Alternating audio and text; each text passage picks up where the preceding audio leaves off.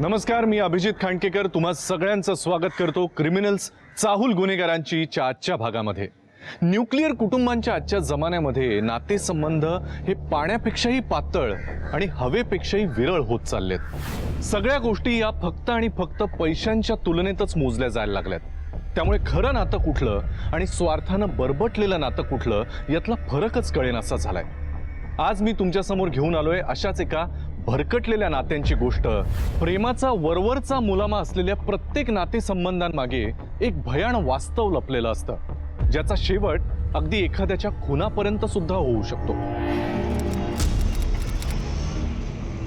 अरे चल, हे तुला सांगून ठेवतो केशव, मला माझे पैसे हवेत। चल। नाही हो साहेब, मी माझ्या पोराची शपथ घेऊन सांगतो, मी चोरी नाही केली, एका पैशाला सुद्धा हात नाही लावला। साहेब, मी खरं चोरी नाही केली साहेब। अरे चल रे, आला मोठा हरिश्चंद्राची औलाद। हे बघ, मला तमाशा करायला लावू नको, मला माझे पैसे हवेत, कळलं का? चल उठ उठ, निघ निघ। काय झालं? तू का मारतोय सला वेड्यासारखा? हे आनंद, मला शहाणपणा शिकवायचा ना। हा, अरे या कुत्र्याचा एवढा कळवळा असेल ना, तर त्यांनी माझे चोरलेले 50,000 रुपये तू टाक। काय झालं? आहे का हिम्मत? नाही ना? फुकटची मला अक्कल नाही शिकवायची, एवढीची स्वतःला अक्कल नाही, चालला शहाणपणा करायला। चल अरे निघ ना। आणि तू, माझे 50,000 मला हवेत, चल। चोरी नाही केली तरी तुम्हाला हकलतोयस, पण एक दिवस तू पस्तावशील, लक्षात ठेव।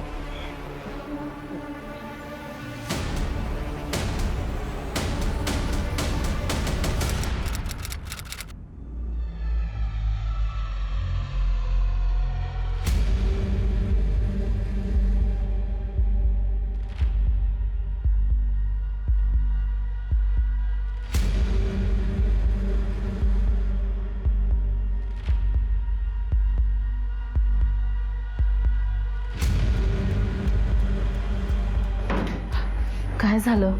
अचानक केशवला काढून टाकलं?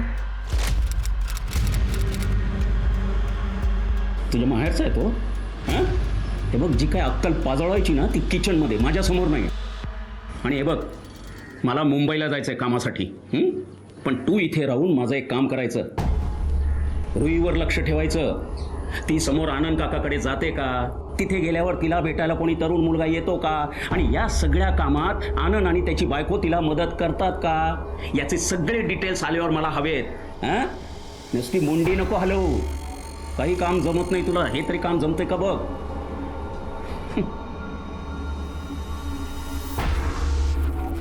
अरे रुई बेटा, कुठे गेली होतीस?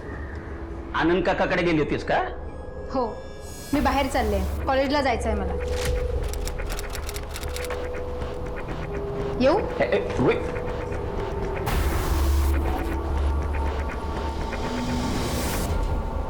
रुही, अगं बेटा, थोडंसं खाऊन घे आणि मग जा कॉलेजला। काकांकडे खाल्लंय मी, नकोय मला। अगं ऐक ना, रोज रोज असं काकांकडे नको खात जाऊ, बरं नाही दिसत। तू मला सांग ना, तुला काय हवंय, मी बनवून देत जाईन। ए बाई, पकवू नकोस हा। तू फक्त माझ्या बाबाची बायको आहेस, माझी आई नाही आहेस, आणि ते होण्याचा प्रयत्न देखील करू नकोस, कळलं?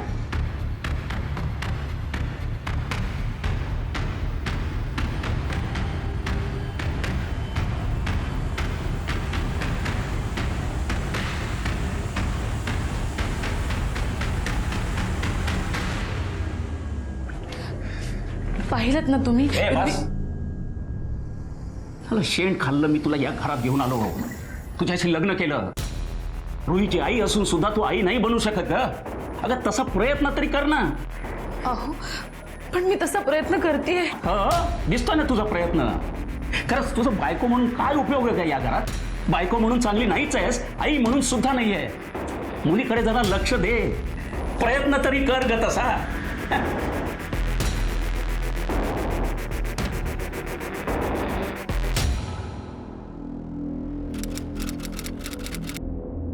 आता सगळी तयारी झाली आहे, आपला काउंटडाऊन सुरू।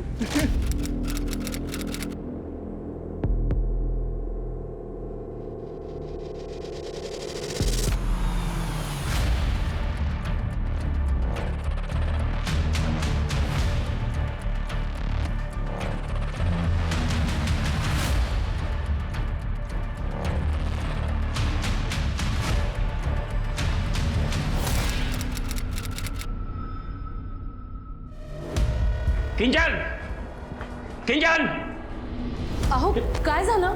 काय झालं काय झालं हा? मी मर करून घरात पैसे कमवून आणायचे आणि तेच पैसे चोरीला जातात घरातून. काय कोणाला काय माहिती भीती आहे की नाही? महिन्यातून तिसऱ्यांदा पैसे घरातून चोरीला गेलेत.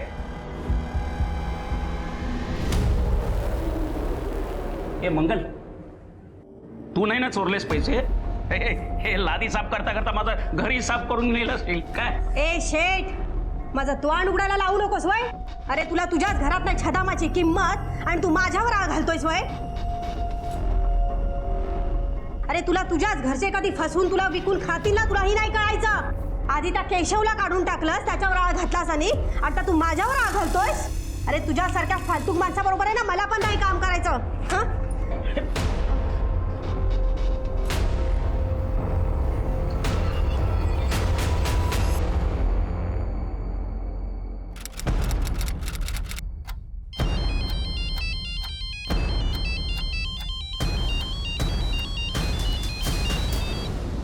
हॅलो, तू काहीही काळजी करू नकोस.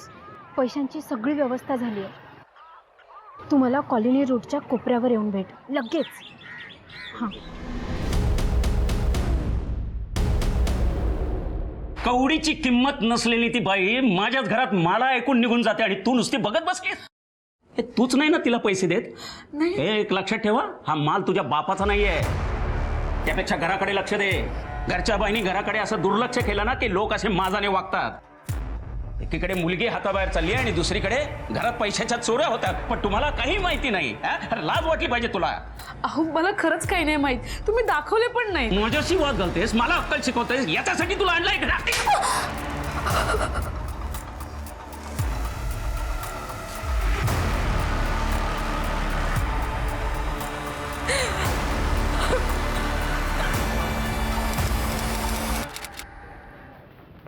रुही, अगं जेवणार आहेस ना? थांब रुही, मला सांग काय झालं, काय चुकलं माझं? का वागतेस तू अशी माझ्याशी? ए बाई, तुला ना मी हे शेवटचं सांगतेय. तू फक्त माझ्या बापाची बायको आहेस, तेही माझ्या आईच्या मरणाचं कारण असलेली. कळलं?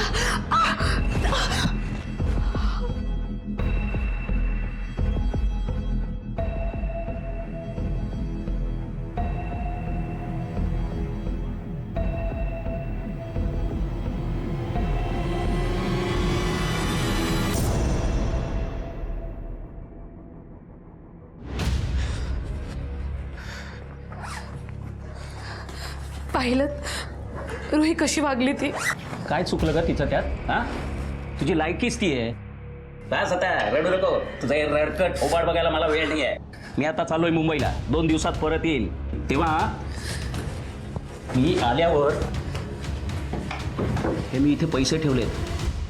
हे पैसे मी परत आल्यानंतर मला जसेच्या तसे मिळाले पाहिजेत. हा, याच्यातली एक जरी नोट कमी झाली ना तर मागात पडेल तुला. हा,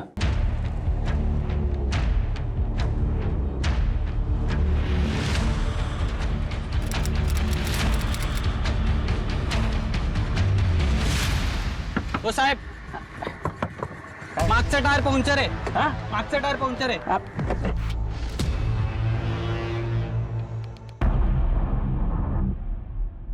कुठे आहे टायर? व्यवस्थित आहे. काही सांगतो आपला.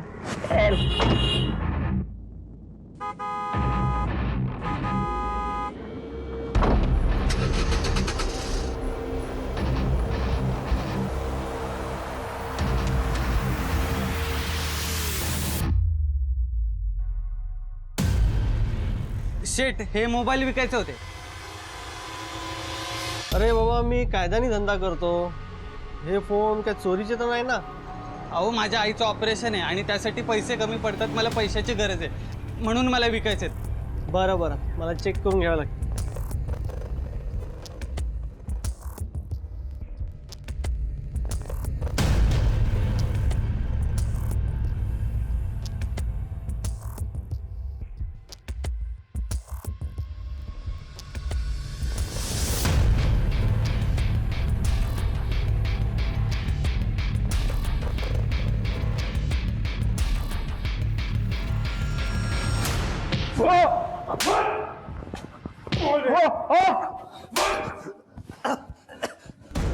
बोल. साहेब मी नाही ओळखत कोणत्या नीरजला. मी फक्त मोबाईल चोरलाय. सर काय वाटतं म्हणजे काय झालं असेल या नीरज जोशीचं? गरजेचं नाहीये की त्यांनी व्हिडिओ बनवला म्हणजे तो मेलाच असेल. शिंदे, आपण हा व्हिडिओ सिरियसली घ्यायलाच हवा. या तिघांमुळेच माझ्या जीवाला धोका आहे. उद्या माझ्या जीवाचं काही बरं वाईट झालं तर या तिघांपैकी कोणीतरी असेल. या नीरज जोशीला शोधायलाच पाहिजे.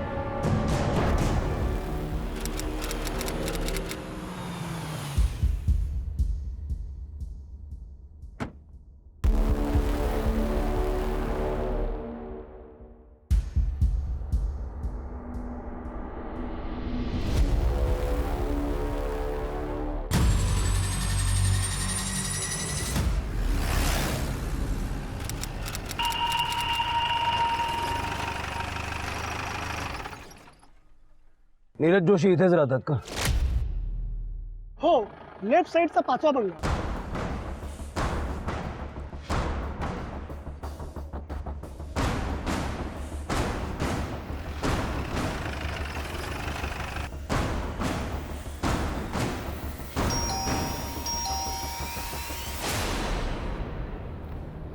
नीरज जोशी आहेत का घरात? नाही, ते नाही आहेत. पण काय झालंय? नाही सर, ते मुंबईला कोणाकडे गेलेत, काय काम आहे मला काहीच माहीत नाही.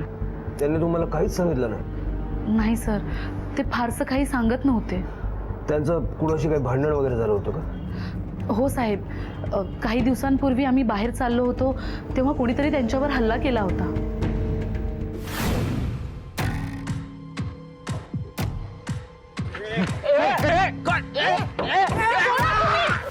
तुमचा नवरा नीरज हा व्याजाच्या धंद्यात आहे हे तुम्हाला माहित नव्हतं? नाही साहेब, मी सांगितलं ना, मला फारसं काहीच माहीत नाही.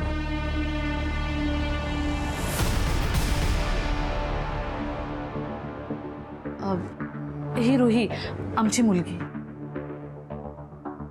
रुही जरा बसतेस का? काय चौकशी करायची.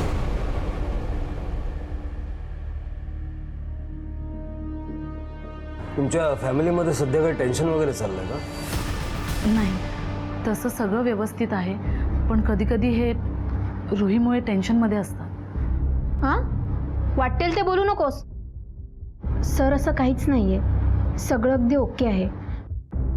मला एका ठिकाणी जायचं आहे सर. मी घाईत आहे, निघू का? ठीक आहे. थँक्यू.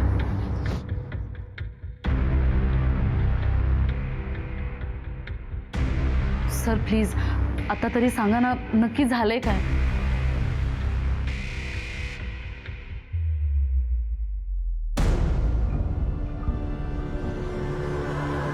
नमस्कार, माझं नाव नीरज जोशी. मी हा व्हिडिओ यासाठी बनवत आहे की माझ्या जीवाला धोका आहे आणि ज्या लोकांपासून माझ्या जीवाला धोका आहे त्यांची नाव आहे परिमल नाईक आणि त्याचा नंबर आहे 43232335 आणि दुसरा आहे सर्वेश शिंदे. त्याचा नंबर आहे 65500. माझ्या जीवाचं काही बरं वाईट झालं तर या तिघांपैकी कोणीतरी याला जबाबदार असणार आहे. या तिघांना मी उधारीने पैसे दिले होते आणि आता पैसे मागायला गेले. या व्हिडिओमध्ये ज्यांची नावं आहेत, परिमल नाईक, सर्वेश शिंदे आणि बंटी, यांच्यापैकी कोणाला ओळखता का तुम्ही? नाही सर, यांच्यापैकी मी कोणालाही ओळखत नाही. नीरजच्या गाडीचा नंबर तरी तुम्हाला माहित असेल? MH12 CS 1567. सर प्लीज सांगा ना, नक्की काय झालंय? हे बघा, या क्षणी आम्हाला काहीच सांगता येणार नाही, पण जर तुमचा आणि तुमच्या नवऱ्याचा कॉन्टॅक्ट झाला तर आम्हाला कळवा. आणि जर उद्या सकाळपर्यंत ते नाही आले तर पोलीस स्टेशनला मिसिंग कंप्लेंट नोंदवायला या.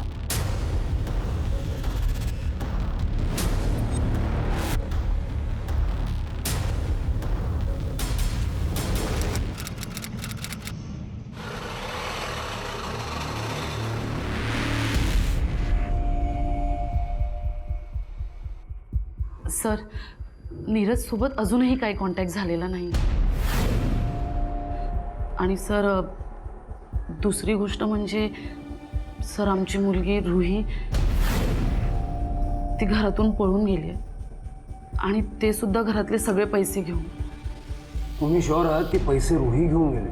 हो सर, कारण काल नीरज जेव्हा मुंबईला गेले त्यानंतर आम्ही दोघीच घरी होतो आणि तिसरं कोणीच आलं नाही. ती पळून गेली कशावर? म्हणजे तिला काय पैशांची गरज वगैरे होती का? मला नाही माहिती तिला काही गरज होती की नाही. तुम्ही काय बोलताय तुम्हाला कळतंय का? आम्ही काही विचारलं तर तुम्हाला माहीत नाही. तुमचा नवरा काय बिझनेस करतो माहीत नाही. घरात किती पैसे ठेवले होते हे पण माहीत नाही. तुमच्या मुलीला काही गरज आहे का ते सुद्धा माहीत नाही. सर ॲक्च्युली रुही माझी मुलगी नाही आहे. म्हणजे रुही नीरजच्या पहिल्या बायकोची मुलगी आहे. म्हणूनच ती मला कधीच आई मानत नाही. मी सगळ्या प्रकारे प्रयत्न केला तिची आई बनण्याचा. तिने अजूनपर्यंत माझा आई म्हणून स्वीकारच केला नाही. सर माझं तर जाऊ द्या, ज्या दिवशी नीरजवर हल्ला झाला त्या दिवशी तिने त्यांनाही ऐकवायचं कमी केलं नाही.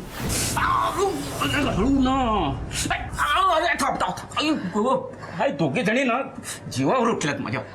बाबा, ह्या असल्या पैशामुळे आता तुम्हाला फार काळजी घ्यायला हवी आहे. ए असले पैसे म्हणजे काय ग? तुम्ही ते जेव्हा काय ऐश करता मजा मारता ना ते माझ्या पैशावर, मी कमवलेल्या पैशावर. आणि असले भुक्कड सल्ले मला नाही द्यायचे. त्यापेक्षा तुझ्या त्या बॉयफ्रेंडला जाऊन सांग 4 आणे कमवायची अक्कल नाही मला शिकवते. जगातले सगळे पुरुष संपले आणि तुला तर मांस मच्छी खाणारा सापड. ऐको ठीक आहे, तुम्हाला एवढाच प्रॉब्लेम आहे ना माझा, तर मी आत्ताच्या आत्ता हे घर सोडायला तयार आहे. सर मला शंका आहे. नाही सर, सर मला खात्री आहे रुही तिच्या त्या बॉयफ्रेंडसोबतच पळून गेली. कारण सर काही दिवसांपासून त्याचे कंटिन्यू कॉल आणि मेसेजेस येत होते. आणि हो सर, तिच्या काकांना नक्कीच माहिती असेल, कारण ती सगळं काही त्यांच्यासोबत शेअर करायची आणि ती त्यांच्या खूप जवळ होती. रुहीचा नंबर माहिती आहे? हो सर आहे. या तिच्या बॉयफ्रेंडचं नाव काय? महेश सुर्वे. सर, रोहित जोशीचे कॉल रेकॉर्ड. गुड. लोकेशन सापडलं? नाही सर, फोन अजूनही बंद आहे. ट्रॅकिंगवर ठेवा आणि ऑन झाले लगेच कळवा. Okay sir. नाही, व्हिडिओमध्ये नीरजनी ज्यांची नावं घेतली आहेत त्यांना भेटायला पाहिजे. पहिला कोण होता? परिमल नाईक. साहेब मला काहीच माहित नाही, कारण नीरजकडून घेतलेले पूर्ण 15 लाख रुपये मी त्याला परत दिले. खोटं बोलून काही फायदा होणार नाही. जर तू त्याचे पैसे परत केले मग माणसं पाठवून मारहाण कशाला केलीस? सर काय बोलताय तुम्ही? नाही, मी असं काय करेन? त्याला मी माझ्या दुकानावर बोलवलं आणि त्याचे पूर्ण पैसे मी व्याजासकट परत देऊन टाकलेत. कधी दिले पैसे? परवा. तो मुंबईला जाताना माझ्याकडे आला, मी त्याला लगेच पैसे देऊन टाकले. तसं त्याचं CCTV फुटेज पण आहे माझ्याकडे.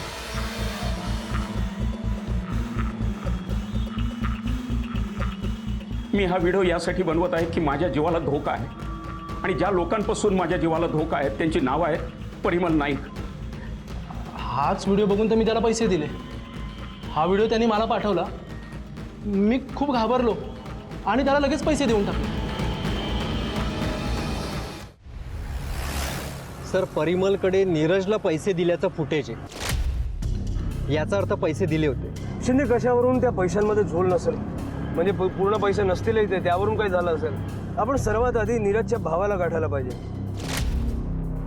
तोच आपल्याला नीरजच्या व्याजाचा धंदा आणि इतर धंद्यांबद्दल सांगू शकेल. म्हणजे काय एका वाक्यात सांगायचं ना साहेब, पैसा ही एक गोष्ट सोडली ना तर माझ्या दादाला दुसरं काहीही या जगात महत्वाचं नाही.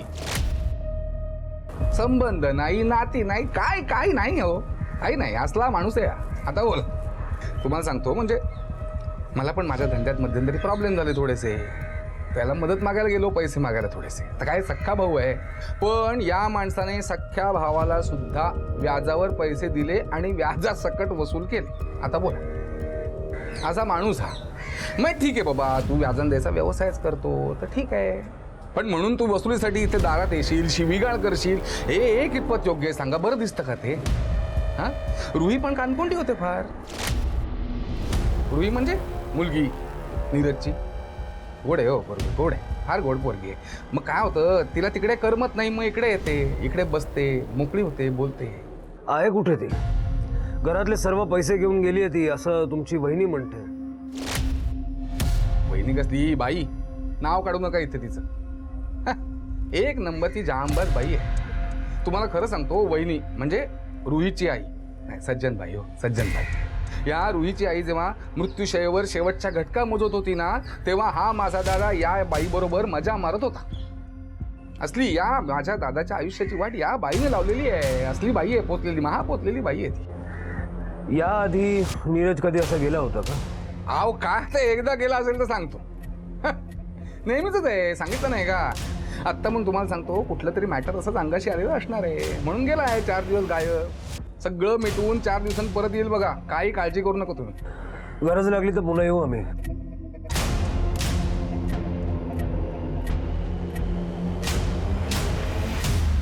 सर त्या रुहीचा फोन अजूनही ऑन नाहीये. तिची माहिती मिळेलच, पण त्याआधी आपल्याला सर्वेशला उचलायला पाहिजे. सर सर्वेशची पण माहिती काढली. त्याचा मोठ्या राजकीय नेत्यांशी संबंध आहे. आज तर वैताग आहे. त्याला उचलताना काळजी घ्यायला हवी, नाही तर कुठून तरी फोन येईल आणि लगेच त्याला सोडायला लागेल. त्याआधी आपण नीरजवर ज्याने हल्ला केला त्याला पकडूया, सर्व पुरावे गोळा करूया आणि मग सर्वेशला ताब्यात घेऊ. Yes sir.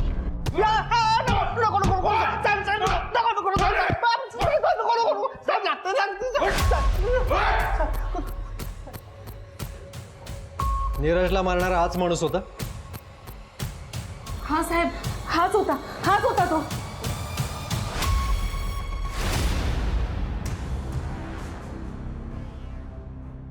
अहो साहेब, मी काही नाही केलंय साहेब. खोटं बोलायचं नाही. तुझ्या माणसाने तुझ्याबद्दल सगळं सांगितलंय. हो साहेब, माझ्या विश्वास ठेवा, खरंच मी काही नाही केलं. शिंदे, पुरावे आहेत. सांगतो साहेब. सांग. मी नीरजकडून व्याजावर पैसे घेतले होते साहेब, आणि ते परत करायला मला शक्य होत नव्हतं, म्हणून त्याला काही दिवस गप्प बसवायला मी माणसं पाठवली, पण ते थोड्या दिवसांपुरतीच. त्यानंतर मी त्याचे पैसे परत केले साहेब. तुझ्याकडे पैसे नव्हतेच, अचानक कुठून आले? साहेब ते माझे पैसे अडकलेले माहिती आहे मला, पण मी कसं तरी मॅनेज केले आणि त्याचे पैसे दिले साहेब. कारण त्याने मला एक व्हिडिओ पाठवला आणि त्या व्हिडिओमध्ये माझं नाव होतं साहेब, आणि मी घाबरलो, म्हणून तो मुंबईला जात असताना त्याला मी त्याचे पैसे परत केले साहेब. सर जर सर्वेशने नीरजला 15 लाख रुपये दिले असतील तर याचा अर्थ असा आहे की रुही घरातनं 5 लाख नाही तर 20 लाख रुपये घेऊन गेली असेल. आता हे तेव्हाच कळेल जेव्हा रुही आणि नीरजचा माग लागेल. आणि हा बंटी कोण आहे? त्याच्याशिवाय हे प्रकरण पूर्ण होत नाही. बंटी. सर रुईचा फोन ऑन झाला आणि लोकेशन पण ट्रेस झालं.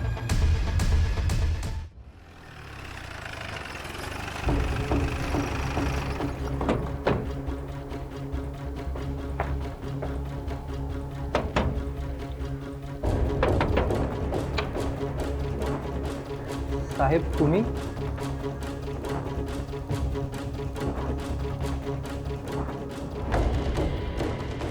वडिलांच्या पैशावर लग्न करायची खूप घाई झाली होती ना तुम्हाला? चला पोलीस स्टेशनला. का? लग्न करून काही गुन्हा केलाय का?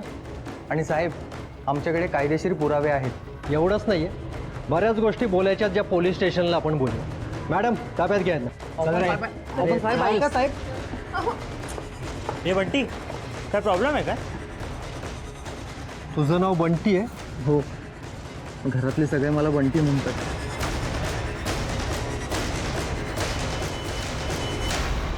रुहीशी लग्न करून तिच्या वडिलांच्या पैशावर मजा करायचा प्लॅन होता का? नाही सर, तुमचा काहीतरी गैरसमज होतोय.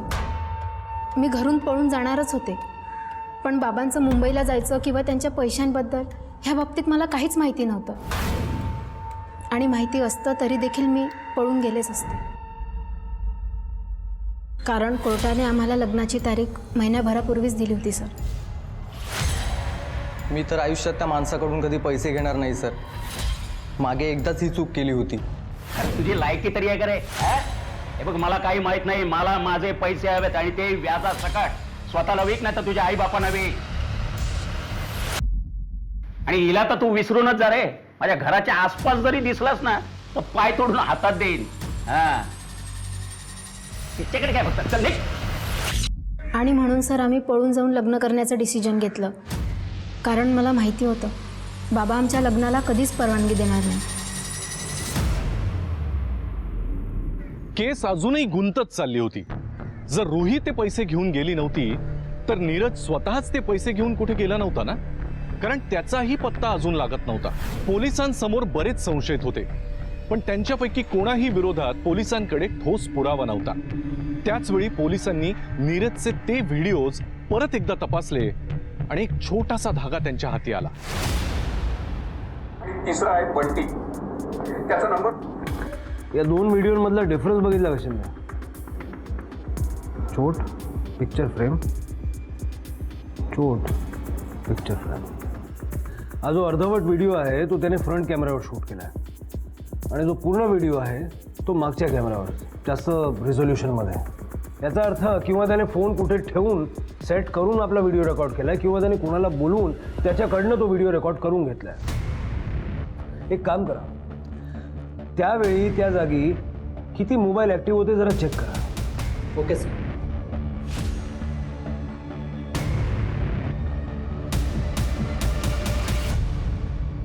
सर, त्यावेळी त्या ठिकाणी नीरज व्यतिरिक्त अजून एक नंबर ॲक्टिवेट होता, जो नंबर खुदिरामच्या नावावर रजिस्टर आहे. खुदिराम त्या सोसायटीचा वॉचमन. 2 दिवसांनी पाणी येणार नाही हे सांगण्यासाठी मी साहेबांच्या घरी गेलो होतो. तेव्हा साहेबांनी मला एक काम सांगितलं. नमस्कार, माझं नाव नीरज जोशी. मी हा व्हिडिओ यासाठी बनवत आहे की माझ्या जीवाला धोका आहे आणि ज्या लोकांपासून माझ्या जीवाला धोका आहे त्यांची नावं आहेत परिमल नाईक, त्याचा नंबर आहे 655001, आणि दुसरं नाव आहे सर्वेश शिंदे, आणि तिसरं आहे बंटी. या तिघांमुळेच माझ्या जीवाला धोका आहे. उद्या माझ्या जीवाचं काही बरं वाईट झालं तर या तिघांपैकी कोणीतरी असेल. आता एक गोष्ट लक्षात ठेवायची, मी आत्ता जे काही बोललो आणि तू जे काही रेकॉर्ड केलं त्याबद्दल बाहेर कोणाला काही बोलायचं नाही. नाही साहेब, अजिबात नाही बोलणार. साहेब, नीरज साहेबांनी मला सांगण्यासाठी मनाई केली होती. आता साहेब, मी गरीब माणूस आहे. आता साहेब सांगणार तसंच मी करणार ना साहेब. सर, नीरजने आपल्या ड्रायव्हरला केशवला कामावरनं काढून टाकलं होतं. काही दिवसापूर्वी त्यांचं भांडण पण झालं होतं, पण त्याच ड्रायव्हरच्या खात्यामध्ये 9 तारखेला 5 लाख रुपये डिपॉझिट झाले आणि लगेच विड्रॉ पण झाले. आपल्या टीमने त्याला उचललंय सर. माझ्या 4 वर्षाच्या मुलाला कॅन्सर आहे. त्याच्या ऑपरेशनसाठी मला पैसे हवे होते. पण तुम्हाला आमचे नीरज साहेब माहीतच आहेत. मला रुही दीदीने सांगितलं की तू काही काळजी करू नकोस. त्यांचा मला फोनसुद्धा आला होता. तू काहीही काळजी करू नकोस, पैशांची सगळी व्यवस्था झाली आहे. तू मला कॉलनी रोडच्या कोपऱ्यावर येऊन भेट लगेच. त्यांनी मला पैसे दिले आणि माझ्या पोराचा जीव वाचवला साहेब.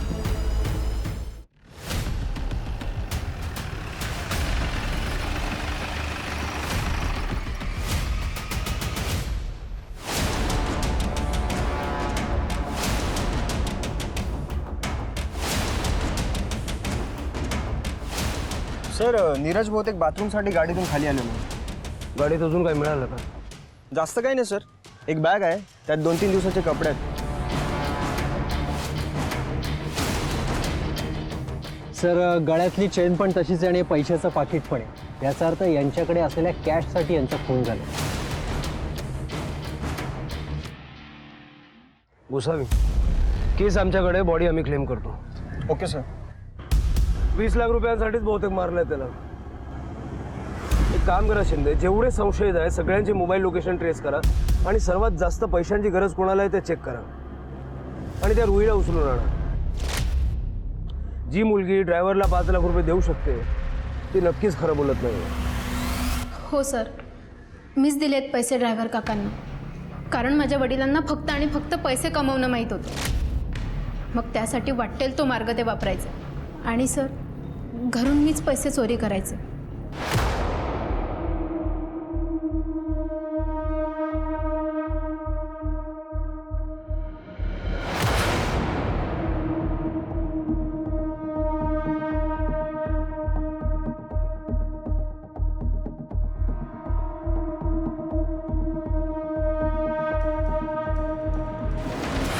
कारण मला मनापासून असं वाटायचं सर की माझ्या वडिलांनी ज्या घाणेरड्या प्रकारे हे पैसे कमवले आहेत ना, तर त्यातून त्यांना थोडं तरी पुण्य लाभेल. चांगली गोष्ट आहे, ऐकून बरं वाटलं. आता खरं खरं सांग, 5 लाख तू ड्रायव्हरला दिले, मग उरलेले 15 लाख कुठे दान केले? नाही सर, घरात फक्त 5 लाखच होते, 15 लाख नाही. माझ्या आईची शपथ सर.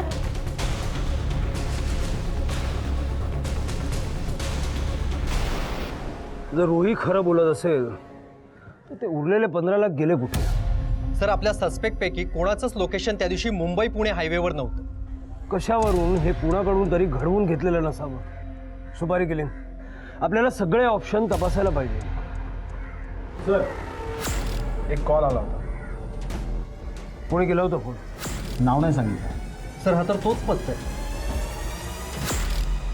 आता नीरजच्या खुनातली गुंतागुंत कमालीची वाढलेली होती. त्याचा खून करण्यासाठी अनेकांकडे हेतू होता, पण पुरावा मात्र कोणाही विरोधात नव्हता.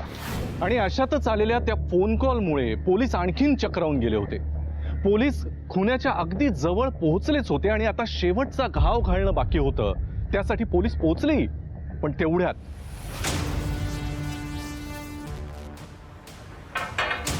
बघा सगळीकडे. काय झालं साहेब?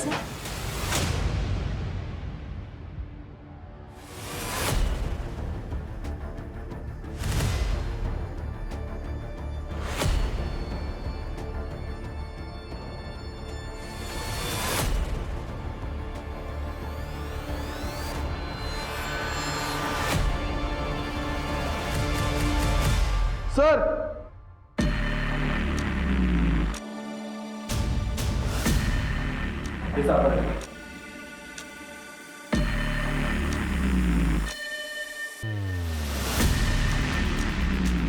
सर, ही माझी नाहीये.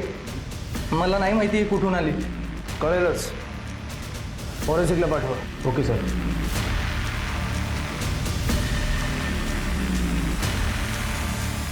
सर, बॅलिस्टिक रिपोर्टनुसार हे क्लिअर झालं की नीरजचा खून त्याच गनने झाला. आणि दुसरी एक गोष्ट, ती गन कोणीतरी मातीत पुरून ठेवली होती आणि त्याच्यानंतर काढली. सर, मला वाटतं ज्यांनी फोन केला ना त्याचाच हा उद्योग असेल. बंटीला अडकवण्यासाठी त्यांनी त्याच्या घरात लपवून ठेवली असेल. बंटीला आपण नंतरही उचलू शकतो. त्याआधी 2 कामं करा.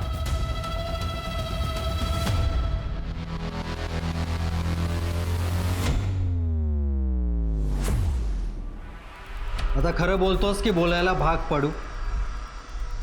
बंदूक तुझ्या घरासमोरच लपवून ठेवली होतीस ना? फॉरेन्सिक रिपोर्ट आलाय. शिंदे, सांगतो साहेब, सांग. ते माझ्याकडे नीरजकडे द्यायला पैसेच नव्हते साहेब, पण त्यांनी सांगितलं की तू जर त्याचा गेम केलास तर तुला त्याचे 15 लाख रुपये द्यावे नाही लागणार.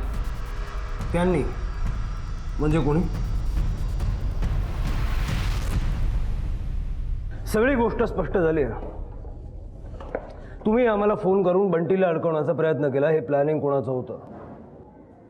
कारण ज्या वेळेला तुम्ही आम्हाला फोन केला त्यावेळेचं तुमचं फोन करतानाचं CCTV फुटेज आमच्याकडे आहे. आणि त्यावेळी सर्वेश बंटीच्या घरात ती गन लपवण्यात बिझी होता. तरी मी सांगितलं होतं यांना की आपण अडकून जाऊ, पण नाही, यांनी माझं ऐकलंच नाही. ऐकलं माझा काय संबंध याच्यात? मी काहीच नाही केलंय. जे आहे ना ते सगळं खरं खरं सांगून टाक, नाही तर नरड्यात हात घालून सत्य बाहेर काढेल. शत्रूचा शत्रू तो मित्र म्हणतात, म्हणून तुला भेटायला आलं. म्हणजे तुला दाखवायचंय काहीतरी. मृत्यूपत्र आहे नीरजचं. त्याच्यामध्ये त्याने सगळी प्रॉपर्टी, पैसा अडका, जमीन रुहीच्या नावावर केली. ही बघ. मी संपेन, रस्त्यावर येईन मी. तेच तर म्हणतोय मी, म्हणूनच तुला भेटायला आलो. जर का नीरजला काही मार्गाने बाजूला केला तर किमान अर्धी प्रॉपर्टी तुझी होईल. नीरजने एक व्हिडिओ बनवला, जेव्हा त्याच्यावर तो हल्ला नव्हता का झाला, तेव्हा त्याचा त्याने व्हिडिओ बनवलाय. आणि माझ्या मृत्यूला मला काही झालं तर हे लोक जबाबदार असतील असं त्याच्यामध्ये तो स्पेसिफिकली बोललाय. आपण ह्याच व्हिडिओचा वापर करायचा आणि नीरजला आपल्या मार्गातून हटवायचं. आणि मग तुम्ही सर्वेशला भेटलात आणि डील केली. आणि मग त्याने नीरजचा पाठलाग चालू. मला सांगा, नीरजचं मृत्यूपत्र असेल अशी शंका कधी आली नाही? काय खरं ते सांगून टाक एकदाचं. नाही हो, असं काही मृत्यूपत्र नाहीच आहे हो. नीरजचं असं मृत्यूपत्र कधी नव्हतं आणि आत्ताही नाही. आता नीरजचा खून झाला म्हणून तुम्ही आम्हाला पकडून विचारताय. आम्ही आयुष्यभर काय भोगलंय ना ते विचारा आम्हाला. त्याने मला व्हिडिओ दाखवला. हा माझा सख्खा भाऊ मला म्हणतो याच्यात तुझं नाव घालीन आणि तुला आयुष्यभर चढवीन म्हणाला. मी म्हटलं बास, याला संपवून टाकायचं, एकदाचा विषय संपवून टाकायचा बाजल. मग म्हटलं एकटा कशाला, हिला पण त्याच्यात अडकूया, विषय संपूया एकदाचा. आणि मग मात्र मी प्रॉपर प्लॅनिंग केलं त्याला मारण्याचं, कारण तो ते डिझर्व करत होता, त्याला ती शिक्षा हवीच होती बस.